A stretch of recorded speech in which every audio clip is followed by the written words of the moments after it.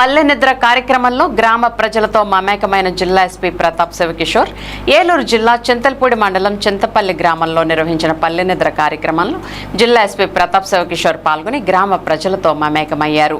ఈ కార్యక్రమంలో Jangareddygudem ASP Susmitha Ramanathan, Chintalapudi CI Kranthikumar, SI Satish Kumar మరియు ఇతర పోలీసు అధికారులు పాల్గొన్నారు. పల్లె నిద్ర కార్యక్రమంలో భాగంగా జిల్లా ఎస్పీ గ్రామంలో పర్యటించి ప్రజల సమస్యలను నేరుగా అడిగి తెలుసుకున్నారు. గ్రామంలో శాంతి భద్రతలు, యువత భవిష్యత్తు, మత్తు పదార్థాల నిర్మూలన, సైబర్ నేరాల నివారణ, మహిళలు మరియు చిన్నారుల భద్రత వంటి అంశాలపై ప్రజలకు అవగాహన కల్పించారు. ఈ సందర్భంగా ఇటీవల అమల్లోకి వచ్చిన నూతన క్రిమినల్ చట్టాలు బిఎన్ఎస్, బిఎన్ఎస్ఎస్, బిఎస్ఏ గురించి ప్రజలకు వివరించి చట్టాలపై అవగాహన కలిగి ఉండడం ప్రతి పౌరుడి బాధ్యత అని తెలిపారు. అలాగే మహిళల భద్రత కోసం రాష్ట్ర ప్రభుత్వం అందుబాటులోకి తీసుకువచ్చిన శక్తి యాప్ వినియోగం గురించి వివరించారు.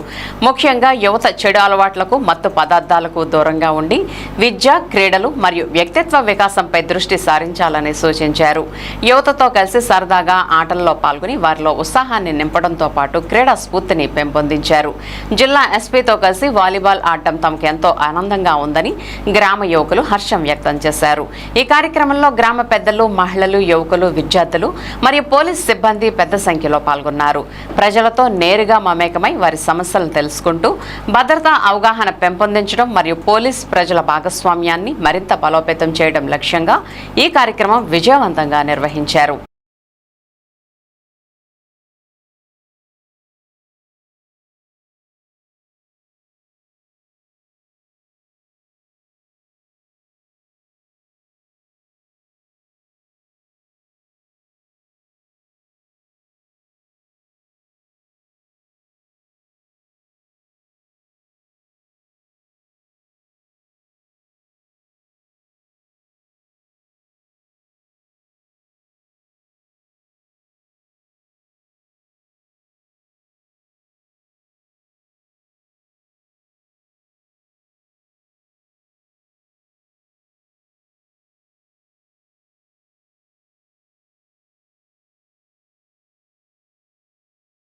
చెప్పడానికి వాళ్ళతోటి వాలీబాల్ తోటి స్టార్ట్ చేశారు. ప్రతి ఊరికి ఏఎస్పీ నా పని ఉండేది, ఊరికి వెళ్ళడం, వాళ్ళందరితోటి వాలీబాల్ ఆడడం, ఊర్లో అందరికీ వాలీబాల్ ఇవ్వడం, వాలీబాల్ నెట్ ఇవ్వడం. ఒక 100 మంది టీమ్స్ వచ్చేవి ఒకేసారి. అట్లా నాకు ఆ పాత రోజులన్నీ గుర్తొస్తున్నాయి ఇప్పుడు. అట్లా నాకు చాలా ఆనందంగా ఉంది మళ్ళీ నాకు చింతపల్లికి వచ్చినందుకు. నేను ఇంతసేపు ఆల్మోస్ట్ ఒక 2-3 గంటలు మీతో నడుస్తుంటే నాకు ఇందాక లక్ష్మణ్ కానిస్టేబుల్ చెప్తున్నారు, చాలా సంతోషం అనిపించింది. ఇంత పెద్ద ఊర్లో ఎట్లాంటి దొంగతనం చేసేవాళ్ళు కానీ చెడు బుద్ధి ఉండేవాళ్ళు లేరంటే అది చాలా గర్వకారణం. అందరూ గట్టిగా చెప్పండి కొట్టండి. నేను ఊరుకున్నాడు గుర్తొచ్చింది ఈరోజు. ఎప్పుడో నేను చిన్నప్పుడు కరెంట్ మధ్యాహ్నం ఉండేది కాదు, అయితే ఉదయం ఉంటే సాయంత్రం ఉంటుంది, సాయంత్రం ఉంటే ఉదయం ఉండేది కాదు. అందరూ ఊరంతా వచ్చి అందరూ ఆడుకోవడం, తిన్నాలు చేయడం అన్నీ ఉండేవి. ఇప్పుడు ఏం చేస్తున్నారు, ఎవరికాళ్ళు ఇంట్లో కూర్చొని ఆ టీవీ చూస్తున్నారు, లేకపోతే సెల్ ఫోన్ చూస్తున్నారు. అట్లా చేయడం వల్ల మనకి ఏం ప్రాబ్లం వస్తాయి, మన ఆరోగ్యం చెడిపోతుంది.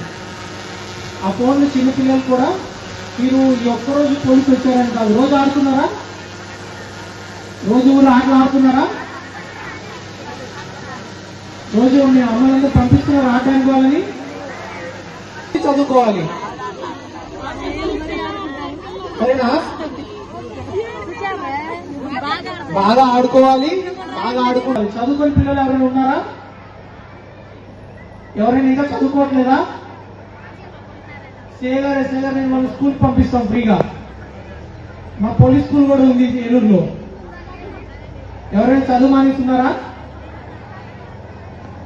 ఎవరైనా చదువు మానేస్తుంటే ఏం పర్వాలేదు, ఇప్పటికైనా మనం చదువుకోవాలా. చదువుకుంటే బంగారు భవిష్యత్తు ఉంటుందా ఉండదా? ఇప్పుడు ఇక్కడ ఎస్ఐ వచ్చారు, కానిస్టేబుల్ వచ్చారు. మీ ఊర్లో ఎంతమంది జాబ్ చేస్తున్నారు? ఇంత మంచి ఊరని చెప్పారు కదా కానిస్టేబుల్, ఎస్ఐ గారు. మీ ఊర్లో చాలా మంది చదువుకోవాలి కదా. చదువుకొని ఉంటే ఇప్పుడు ఎంతమంది పని చేస్తున్నారంటే అందరూ గవర్నమెంట్ జాబ్ చేతులు ఎత్తాలి. ఇప్పుడు మనకి రిజర్వేషన్ ఉంది కదా, ఎగ్జామ్ రాస్తే వస్తాయి కదా జాబ్స్, వస్తాయా? మనకి ట్రైబల్ రిజర్వేషన్ ఉంది, అమ్మాయిల రిజర్వేషన్ ఉంది, మీరు ఎగ్జామ్కి వెళ్తే చాలు మీకు జాబ్ వస్తుంది. రాదా? ఎంతమంది ఎగ్జామ్స్ రాస్తున్నారు?